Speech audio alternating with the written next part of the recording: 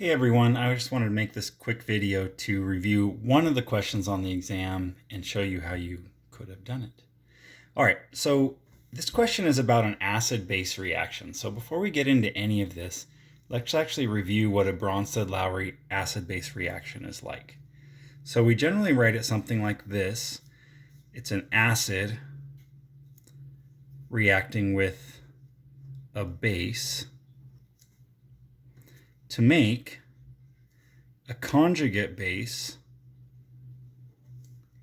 and a conjugate acid.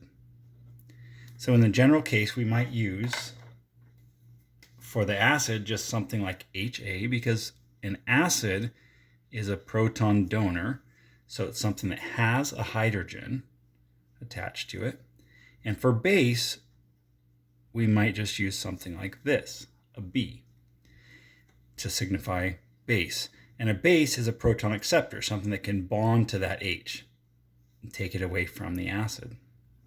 So the crucial thing with a base is that it has to have a lone pair of electrons so that it can bond to that H.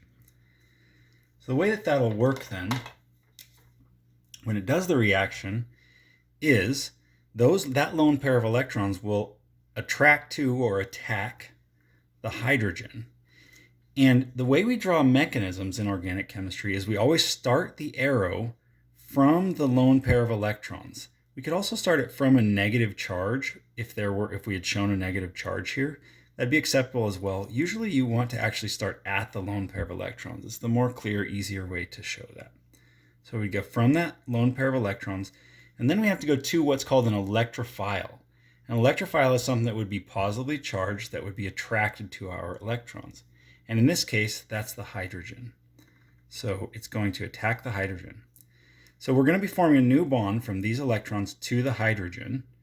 When we do that, something has to happen to those old electrons that were bonded to the hydrogen. So those electrons are going to stay behind, attached to the atom that they were already attached to. So the electrophile here is just the nucleus of that atom A, whatever that is. So this is the mechanism so far. Now we get to go ahead and complete this reaction and show that A is now by itself with that lone pair of electrons left behind on it. And because it lost an H+, it lost only the hydrogen but kept the electrons, it gained a negative charge. And the B, conversely, now has an H attached to it, but because it gained an H+, hydrogen with a positive charge, it net became positively charged as itself. Okay, so how does that apply if you have a strange molecule like this? Well, you see that in any case here, whether our molecule is going to be acting as the acid here, reacting with the base, and then here our molecule will be acting as the base, reacting with an acid, we just have to draw the same exact thing happening to our molecule. So the way you go about that is your choice exactly. It is, I should say up front, it is a very strange molecule to be doing an acid-base reaction with. But the fundamentals are exactly the same. We're going to be reacting with a base, so we're just going to draw the base here with its lone pair of electrons. We're then going to take those electrons, and they're going to attack some hydrogen somewhere. You could go after a hydrogen here or a hydrogen there, your call. I'm going to go after a hydrogen here. The electrons are going to stay behind on the carbon, and then the new molecules formed are going to be the HB+, just like up here. But here, the A negative, we have to actually draw our molecule with the lone pair of electrons left behind and a negative charge.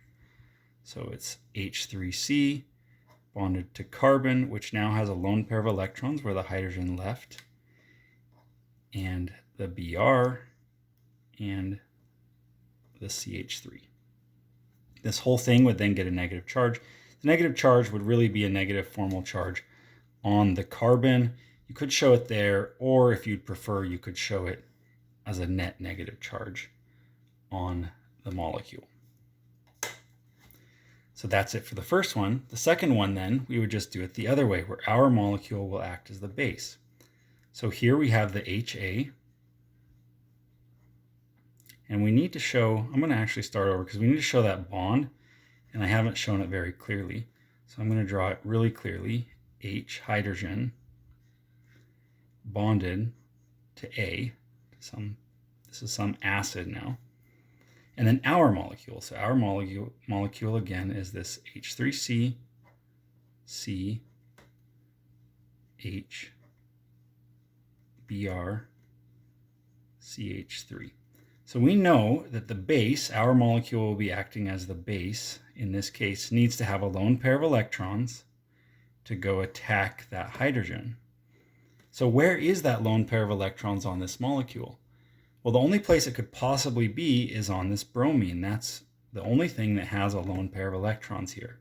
So this would be a very strange acid-base reaction indeed, but this is the only possible way that it could happen, because it has to be a lone pair of electrons going to find a hydrogen somewhere. So we're just going to take any one of these lone pairs, attack that hydrogen, leave those electrons behind on the A, and then we can go ahead and complete our product. So now remember, the hydrogen is going to be transferred over, so the A will be left by itself as a negative. And the product, our molecule, will be a very strange molecule indeed, but it could exist under strange circumstances.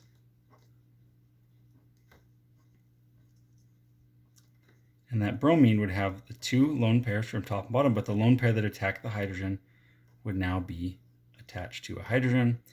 This would have a net positive charge. I could draw that in a different color to draw attention to it, which would be a positive formal charge on the bromine. So again, you could put a positive formal charge on the bromine, or you could put brackets around it and put the positive outside. Really up to you. So that's really what you should have done on that problem. It is a bit strange to do an acid-base reaction with just an alkyl halide, but it is possible, and if you follow the rules of how acid-base reactions must work and learn to draw mechanisms properly, it's really very straightforward. Thanks for watching. Enjoy.